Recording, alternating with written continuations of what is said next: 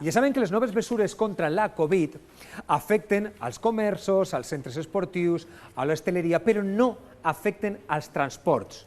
I d'això precisament és del que es queixen els usuaris, que diuen que el transport públic està saturat i que van com a sardines en llauna. És veritat, està Això és el que estan dient. ple. Núria Garrido se n'ha anat a parlar amb aquests usuaris. Núria, amb la gent, què és el que el diuen? Per què es queixen?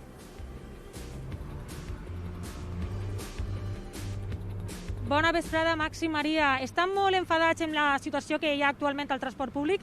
Ens n'hem vingut ací a l'estació del Nord per a conèixer de primera mà en quina situació es troba actualment el transport públic i parlarem amb dos portaveus de la plataforma d'Indignats en Renfe. I és que recordem que el que estan demanant són mesures més restrictives per al transport públic, perquè consideren que és l'àmbit més oblidat, no? Hem vist mesures al comerç, a l'hostaleria, i tanmateix lamenten que al transport públic continuen sense adoptar-se mesures més restrictives. Però anem a conèixer de primera mà quines són aquestes reivindicacions o què és el que estan demanant. Anem a fer-ho amb un dels nostres convidats, un dels portaveus de la plataforma d'Indignats en Renfe, Juan Ramon, bona vesprada. Gràcies per atendre el nostre programa. Quines són les vostres principals reivindicacions? Bona vesprada. En principi, tant des d'Indignats en Renfe, des de la Plataforma de Defensa del Ferrocarril de la CGT i des d'usuaris del tren valencià, el que demanem ara és una adaptació a les reivindicacions que teníem abans de la pandèmia. Entenem que en molts moments són semblants aquestes reivindicacions i bàsicament és una falta de personal que se tradueix en una supressió de servei, una falta de material ferroviari, o sigui, vehicles, que també se tradueix en una supressió de servei i falta de servei, i el que volem és que en aquest moment de pandèmia en el que n'hi ha que guardar la distància social, el que demanem és un augment de la freqüència i una limitació de l'aforament per a que se puguen guardar les distàncies de seguretat dins del tren.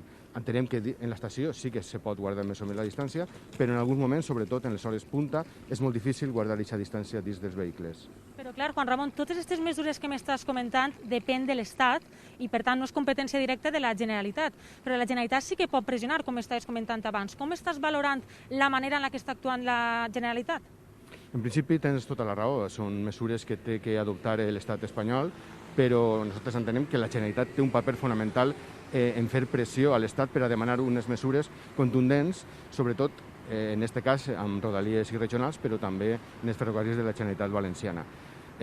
Nosaltres estem demanant, de fet, pensem que ja tenien que haver-se pres mesures, tenien que tindre un protocol d'actuació en el transport públic i no el tirem ara de falta en aquestes últimes mesures, sinó les tirem des de quasi el principi de la pandèmia. Anem a continuar coneixent reaccions i és que en els últims dies hem conegut moltes mesures que encara la ciutadania les està digerint perquè en són moltes i per al transport públic no hi ha de moment cap mesura. Tu esperaves que en algun moment el president de la Generalitat anunciara alguna mesura per al transport públic o esperaves que no? Ser-me sincer.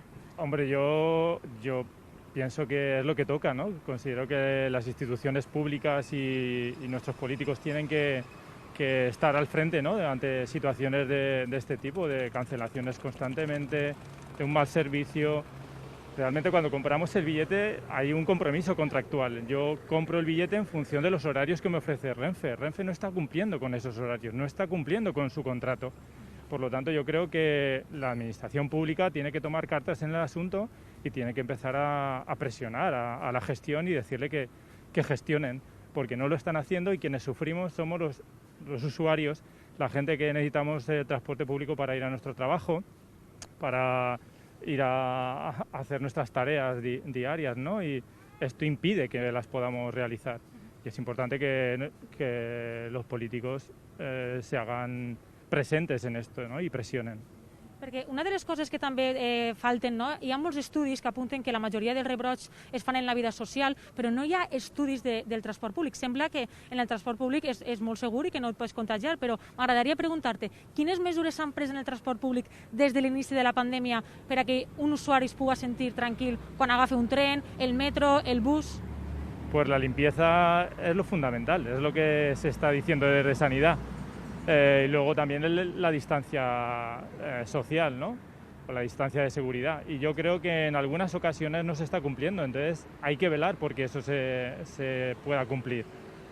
Hay horarios que sí que se cumplen, pero hay otros en los que se debe de estar vigilante para que eso se pueda cumplir. Y tiene que ofrecer y ofertar más horarios, no al revés, no quitar horarios. si hay que guardar la distancia entre pasajeros, habrá que ofrecer más trenes o trenes más grandes, más largos, para que pueda subir más gente y que se ofrezca el servicio que tiene que dar un transporte público como el transporte por ferrocarril, que es uno de los medios de transporte que, en mi opinión y en la opinión de los usuarios, es uno de los mejores medios de transporte que existe, el más ecológico, el más econòmico, el más social. Doncs bé, companys, aquestes són les reivindicacions dels usuaris que cada dia han d'agafar un transport públic per anar a treballar, i el que demanen als polítics és que prenguen nota de les seues demandes.